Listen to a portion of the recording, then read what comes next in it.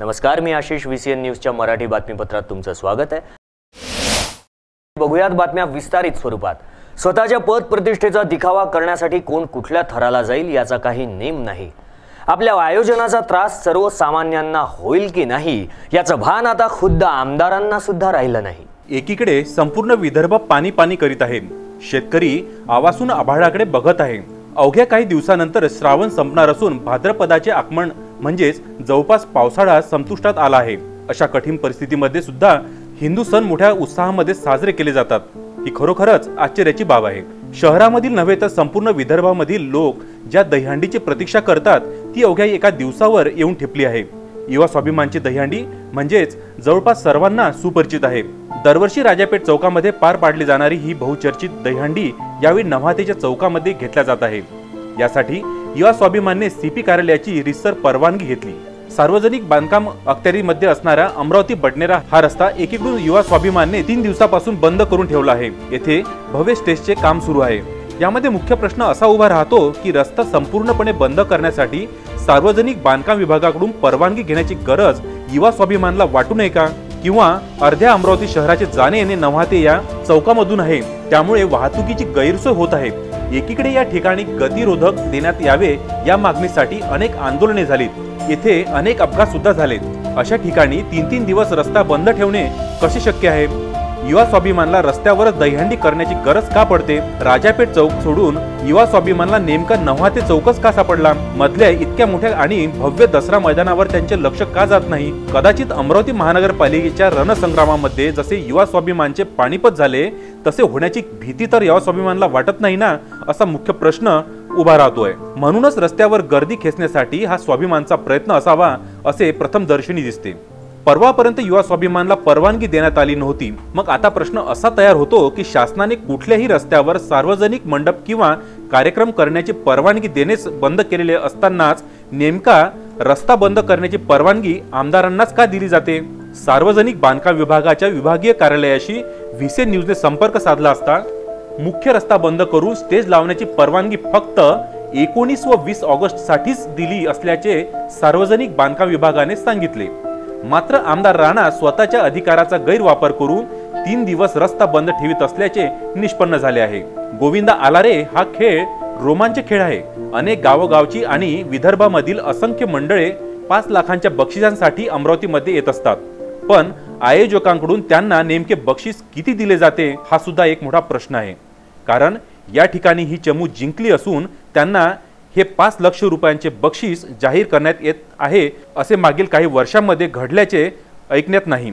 शिवाय उंचावरून खाली रस्त्यावर पडून जर एखादा गोविंदा गंभीर जखमी झाला तर त्याची काय व्यवस्था राहील? त्यापेक्षा मोकळ्या मैदानावर दहीहंडी आयोजित केल्यास रहदारी सुद्धा अडथळा होणार नाही। परंतु आमच्या राज्यकर्त्यांना समजाविणार कोण? कुठलाही रस्ता हा आम रहदारीसाठी बंद करताना त्यासाठी पुनर्सूचना तयार करून प्रसिद्धी माध्यमांद्वारे प्रसिद्धी करावी लागतात, परंतु सार्वजनिक बांधकाम विभागाने तसे केले नाही किंवा युवा स्वाभिमानच्या कार्यकर्त्यांनी सुद्धा तसे केले नाही। मग जनतेने जाणे येणे कसे करावे? आता प्रमुख रस्त्यावरचे जे उद्योग धंदे आहेत त्यांनी काय करावे? आता 3 दिवस हा संपूर्ण चौक बंद राहणार आहे। याच ठिकाणी एक मोठे लोखंड विक्रीचा व्यवसाय आहे। येथे जवळपास 25 ते 30 रिक्षा चालक मजुरी करून आपले पोट भरतात। त्यांनी आता 3 दिवस उपाशी राहावे की का? शिवाय याच रस्त्यावर काही दुचाकी दुरुस्तीची दुकाने आहेत, त्यांनी काय करावे?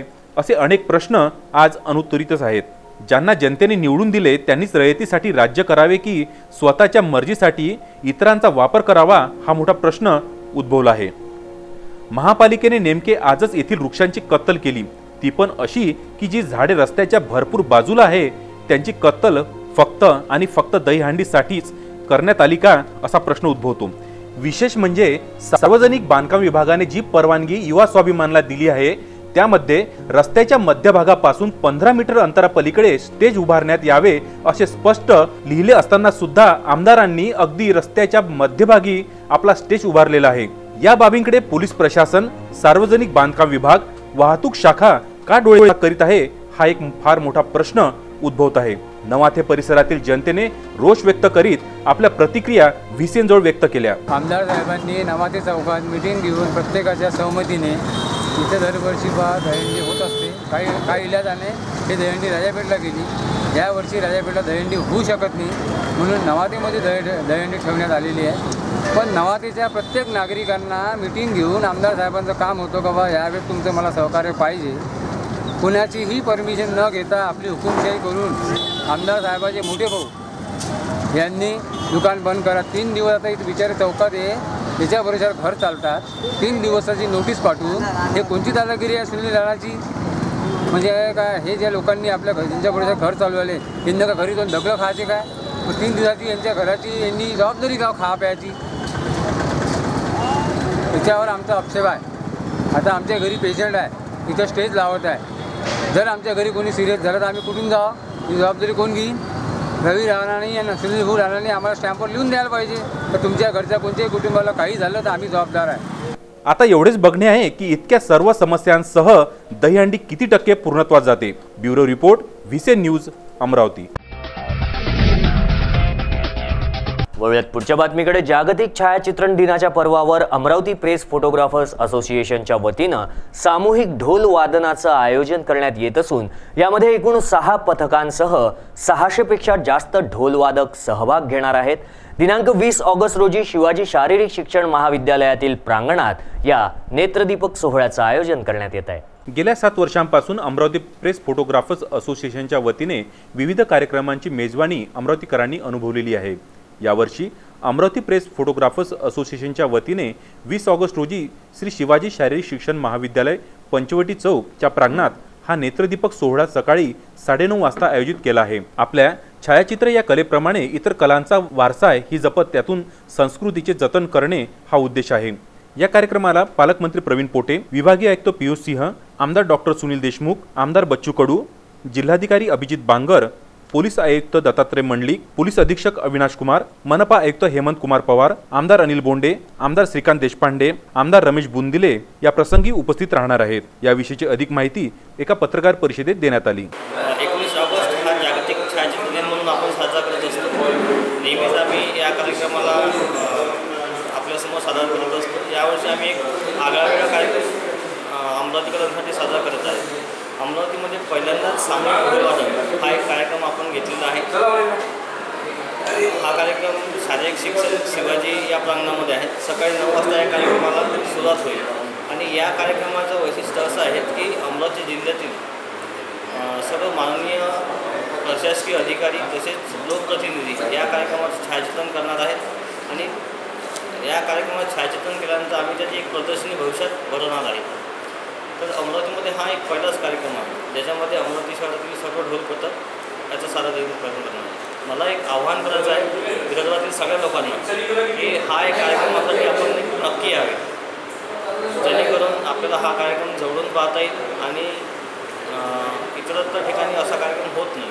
वळूयात पुढच्या बातमीकडे. कर मूल्यांकन सर्वेक्षण तसेच पुनर्मूल्यांकन प्रक्रियेतील निविदा प्रक्रियेत घोळ असल्याची टीका सर्वसामान्यांमार्फत करण्यात येते आहे. त्यामुळे कोट्यावधींचा चुना महानगरपालिकेला कर मूल्यांकन सर्वेक्षणाच्या नावाखाली पुन्हा एकदा लागण्याची शक्यता वर्तवली जाते आहे. मनपा स्थायी समितीने 11 जुलै 2017 रोजी ठराव क्रमांक 71 नुसार स्थापत्य consultant India private limited Amravati या कंपनीला शहरातील अंदाजे 1.5 लाख मालमत्ता सर्वेक्षण व कर मूल्यांकन करण्याचे काम देण्याबाबत ठराव मंजूर करण्यात आलेला होता. या कामाचे स्वरूप 2015 ते 16 या कालावधीमध्ये तत्कालीन आयुक्त यांनी सायबरटेक कंपनीला 2,62,00,000 दिले होते, परंतु त्या कंपनीने अटी शर्तीचा भंग केलेला आहे असे कारण दाखवून त्यांना 2017 या निविदा प्रक्रियेतून बाद केले व स्थापत्य consultant India private limited Amravati या कंपनीला अंदाजे 8.8 कोटींमध्ये काम देण्याबाबतचे निर्णय घेण्यात आल्याचे दिसले. या विषयांना घेऊन जनसभेचे अध्यक्ष मुन्ना राठोड यांनी पत्रकार परिषद घेतली, ज्यामध्ये काही प्रश्न उपस्थित केले होते. अमरावती महानगरपालिका प्रशासनाने जुन्या कंपनीला 2,62,00,000 व नवीन कंपनीला 8.5 कोटीचे काम का देण्यात आले होते? आता नवीन कोणत्या अटी शर्तीवर निविदा काढण्यात आली? सर्वेक्षण करण्यासाठी किती कर्मचारी असावेत व पहिले केलेल्या सर्वेक्षणात आता पुन्हा नव्याने काम सुरू होणार का हा प्रश्न पडला आहे. जनतेच्या पैशाचा नुसता चुराडा होणार का? म्हणजेच आतापर्यंत सर्वेक्षणाच्या नावाखाली खेळखंडोबा सुरू होता का? यांना जर कंपनी विरुद्ध आक्षेप होता तर आतापर्यंत काय सुरू होते असा सवाल आता सामान्य जनता विचारत आहे. मालमत्तेचे सर्वेक्षण व कर निर्धारण करण्याबाबतचे कार्य करण्यासाठीच आतापर्यंत महानगरपालिकेला प्रशासनाच्या चुकीकडे कोट्यावधींचा चुना लागला आहे। तत्कालीन आयुक्तांनी प्रथम इंजिनिअरिंग कॉलेजच्या विद्यार्थ्यांकडून मालमत्तेचे संरक्षण व कर निर्धारणाचे करण्यात आले। तो प्रयत्न फसला। त्यानंतर ITI कॉलेजच्या विद्यार्थ्यांच्या मदतीने अशाच प्रकारचे कार्य करण्याचा प्रयत्न केला, परंतु तेव्हाही 40 लाखांचे नुकसान होऊन काम बंद पडले होते। सायबरटेक कंपनीला अंदाजे 1,30,00,000 रुपयाचे भुगतान करण्यात होते। हा पण भूर्दंड महापालिकेला सोसावा लागला आहे। अटी शर्तीचा भंग केल्याने कारण दाखवून सदर कंपनीला काळ्या यादीत टाकून निविदा प्रक्रिया बाहेर केली। भविष्यात स्थापत्य consultant India private limited Amravati कंपनीने निविदा प्रक्रियेच्या अटी शर्ती पूर्ण न करताच कामं देण्यात आली, तर भविष्यामध्ये येणाऱ्या आयुक्तांनी अशा प्रकारचे निर्णय घेतले तर पुन्हा महानगरपालिकेला कोट्यावधीचे नुकसान होण्याची शक्यता नाकारता येत नाही, असे आपले मत मुन्ना राठोड यांनी पत्रकार परिषदेमध्ये मांडले। काही दिवसापासून मालमत्ता संरक्षण पूर्ण मूल्यांकन करण्याबाबतची नियुक्ती एजन्सी करण्याची हालचाल सुरू होते आणि माहितीप्रमाणे पहिले ज्या कंपनीला हे काम मागच्या 2015-2016 देण्यात आलं होतं त्याला ते 2,62,00,000 ते 2,65,00,000 देण्यात आलं होतं, परंतु काही नवीन आयुक्त आल्यानंतर त्याला करारनामाचा भंग म्हणा किंवा त्याच्यावर काही आक्षेप ठेवून त्याला ब्लॅकलिस्ट केलं। त्यानंतर नवीन एक एजन्सी त्यांनी नियुक्ती केली स्थापत्य म्हणून आणि ते काम त्यांना 8.5 कोटीमध्ये दिलं आणि आमचं म्हणणं एका वर्षात बा इतकी कॉस्ट कशी वाढली आणि जुन्या कंपनीला महानगरपालिका आधी 1,30,00,000 रुपये देऊन चुकलेल्या म्हणजे तेही डुकले आता आणि हा 6 कोटीचा डिफरन्स आणि त्याच्यात त्यांनी ज्या महानगरपालिकेच्या स्थायी समितीसमोरच्या प्रशासनाने ज्या अटी शर्ती त्या निविदा प्रक्रियेच्या ज्या अटी शर्ती किंवा तिन्ही कंपन्यांचे जे दस्तावेज सादर केले त्याच्यात ज्या कंपनीचा ठराव स्थायी समितीने मंजूर केलेला आहे स्थापत्याचं आमचं म्हणणं असं आहे की त्यांनी ते अटी आपल्या टेंडरिंगच्या महानगरपालिकेच्या अटी शर्तीनुसार त्यांनी ते दस्तावेज सादर केलेले नाही आहे। इतर त्याच्यात एक अट आहे की बा या कंपनीनं 10 नगरपालिका किंवा 5 नगरपालिका व इतर 2 महानगरपालिकेच्या पूर्ण सर्वेक्षणच्या व तुमच्या काम पूर्ण झाल्याबाबतचे प्रमाणपत्र सादर करायला पाहिजे। आमचा आरोप असा की हा मोठा विषय आहे, हा भविष्यात 1.5 लाख मालमत्तेच्या वर आर्थिक बोजा टाकण्याचा विषय आहे, म्हणून याच्यावर पारदर्शकता असली पाहिजे, हे सर्व मुद्दे लोकांसमोर आले पाहिजे आणि कुठंतरी याच्या आयुक्तांनी स्पष्ट भूमिका घेतली पाहिजे असं आमचं मत। याबाबत आपलं स्थायी समितीवर ऑब्जेक्शन आहे का?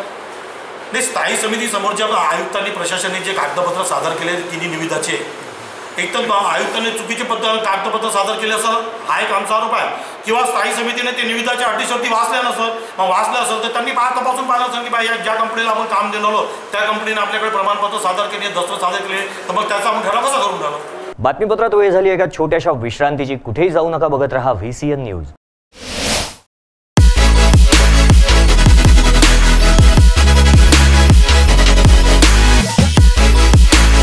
आपण पाहत आहात VCN न्यूज, आपला विदर्भ आपली बातमी।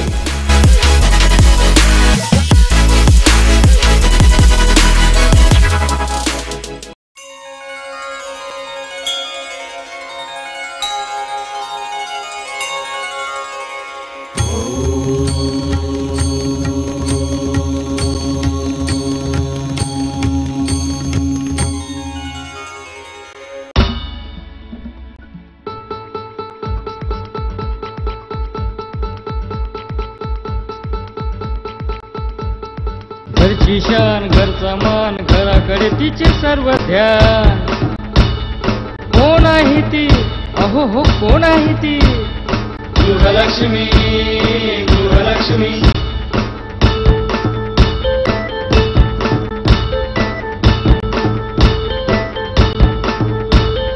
ममते पोटी प्रेमासाठी झटते नेहमी घरच्यासाठी।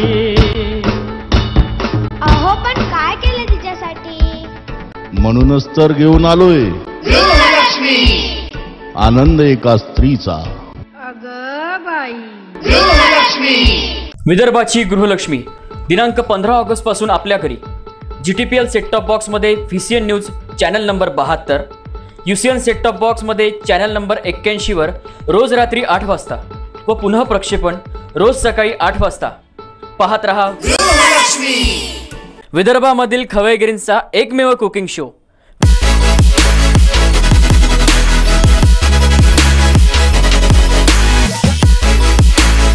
आपण पाहत आहात VCN न्यूज. आपला विदर्भ, आपली बातमी.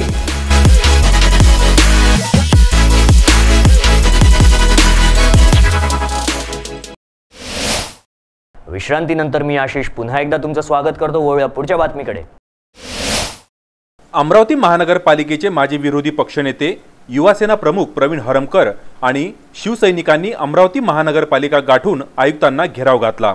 सुकळी येथील कंपोस्ट डेपोमधील घनकचरा व्यवस्थापन प्रकल्प तातडीने सुरू करून पर्यावरण अबाधित ठेवण्याच्या दृष्टीने महानगरपालिका उदासीन असून हा प्रकल्प का रखडला याची कारण मीमांसा देण्यात यावी व महानगरपालिका स्थानिकांच्या जीवनाशी खेळत आहे असे म्हणत प्रवीण हरमकर यांनी शिवसैनिकांनी आयुक्त हेमंत पवार यांना धारेवर धरले. आम्ही त्याचा पाप आम्ही भोगून आलो, त्याच्यासाठी मी 1.5 वर्षापासून राष्ट्र शासनाजवळ कोण गेला हो, त्याचा काय तो राहते का तिथं, त्याचा धंदा आहे का तो, किती राहणार मध्ये तुम्ही असेल तो तुम्ही समजून घ्या. हे मला माहित आहे तुम्ही काय केलं हे मला माहित आहे, पण जे राज्यकर्ता असेल त्याला ह्या धिंगाणा त्याने तिथं राहणं मग त्याला लागते तिथं तुमच्या भावना समजू शकतो. मी आपण 3 जागा काढल्या होत्या जागा गनोडा काढली होती, आपण रानगाव काढली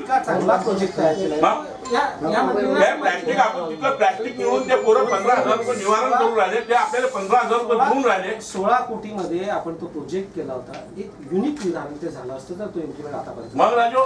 पण आताही आम्ही म्हणजे अजूनही एक प्रशासकीय प्रमुख म्हणून मी अजूनही त्याची हे सोडलेली नाही, आशा सोडलेली नाही आहे. आणि म्हणून ते लोक 2 दिवसांत जेव्हा शहरात परत येतील तेव्हा त्यांच्यासोबत बसून त्यांना कन्व्हिन्स करण्याची माझी मानसिकता आहे. आणि तुमची मानसिकता पण हे स्टे वाल्याचं कसं हो, शेवटी आम्ही शासनाने पकडू ना.